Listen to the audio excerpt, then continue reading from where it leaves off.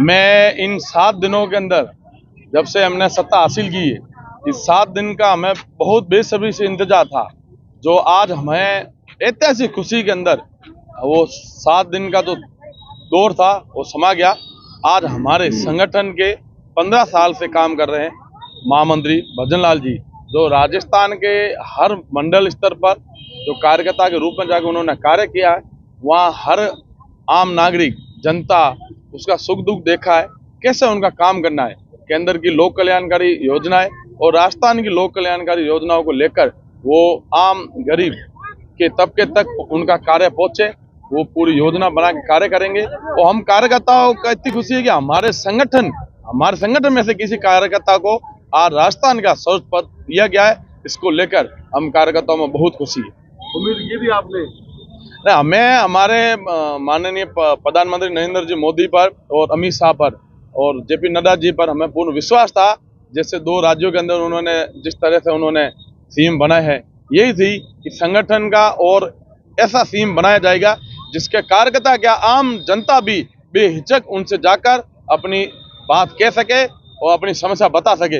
ऐसा ही सीएम आएगा और वास्तव में ऐसा ही सीएम हमें राजस्थान को दिया। मैंने सरकार का गठन होगा और मंत्रिमंडल का विस्तार भी होगा, जो नए नाम होंगे, तो राजस्थान से उम्मीद करते हैं कि बाड़मेर में उम्मीद करते हैं किसी का नाम आए। बाड़मेर के जिले के अभी 2 पार्ट, एक है बाड़मेर खुद और दूसरा है बालोतरा।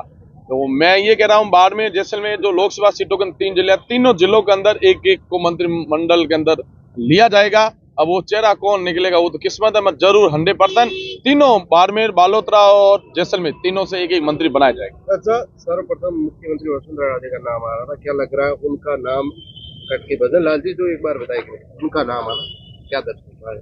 नहीं, ये तो संगठन की रीति नीति है। जैसे हमारे शिवराज सिंह जी 20 साल से एमपी में राज कर रहे थे और रमन सिंह जी भी उधर थे, तो वो ये नहीं है कि हमारे संगठन के जो कार्यकर्ता होते हैं, जो नेता होते हैं, वो संगठन के प्रति वफादार होते हैं। क्या है, कल दूसरों को उनके नीचे अंडर में काम करेंगे।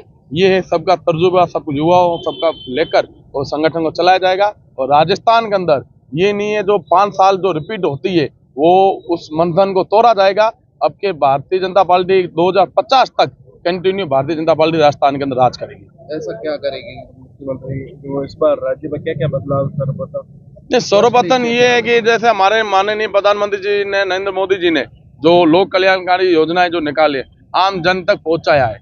इस 70 साल से जो कांग्रेस थी केंद्र के अंदर, वो आम जन को हर बार ये कहती है गरीब तबके मतलब हिंदुस्तान को सर्वोच्च मॉडल पर जो लेके गए हैं, उसी तर्ज के अंदर गुजरात आज पूरे हिंदुस्तान में तर्ज पर है। उसी को मद्देनजर देखते हुए हमारे सीएम भजन लाल जी राजस्थान का विकास के मॉडल के अंदर हिंदुस्तान के अंदर नंबर 1 पर लेके जाएंगे। अच्छा, लोकसभा चुनाव नजदीक आ रही है, कैसी भाजपा कोई नई रणनीति तैयार कर रही है? लग रहा है पूरी तरीके से या मोदी लहर से ही पिछली बार की तरह कैंडिडेट निकले? हमारे आज सर्वोच्च नेता हमारे नरेंद्र जी मोदी जी हैं, उनके नेतृत्व में ये लोकसभा चुनाव लड़ा जाएगा।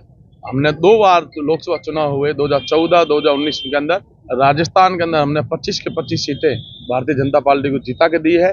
और इस बार भी बहुत बड़े अंतराल के अंदर 25 के 25 सीटें वापस जीताकर भारतीय जनता पार्टी के अंदर झोली में डालेंगे और नरेंद्र मोदी जी को 2024 के अंदर वापस हम प्रधानमंत्री बनाएंगे। लोग बोलते हैं कि मुद्दों के अलावा धर्म की राजनीति करती है भाजपा। धर्म देखो, राष्ट्र के लिए भारतीय जनता पार्टी आज भी थी, पहले भी थी। राम मंदिर के लिए हम पहले भी बात करते थे, आज भी कर रहे हैं जी। बाकी धर्म जाति विशेष के अंदर हम काम करते तो 10 साल से वापस राज में नहीं आते। हमारे यही काम है, राष्ट्र पहले, फिर घर है, फिर खुद का है।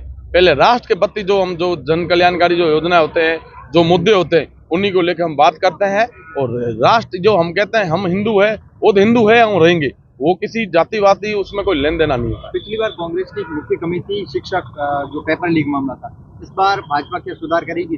ये सबसे बड़ा हमारे एक चुनौती बड़ा मुद्दा रहेगा कि कांग्रेस सरकार के अंदर बेरोजगार युवा थे, उनको ना तो 3500 का भत्ता मिला था और नहीं उन्होंने जो एग्जाम देकर वापस घर पर आते ही नहीं थे, उससे पहले उनके पेपर लीक का ही कांड होता था।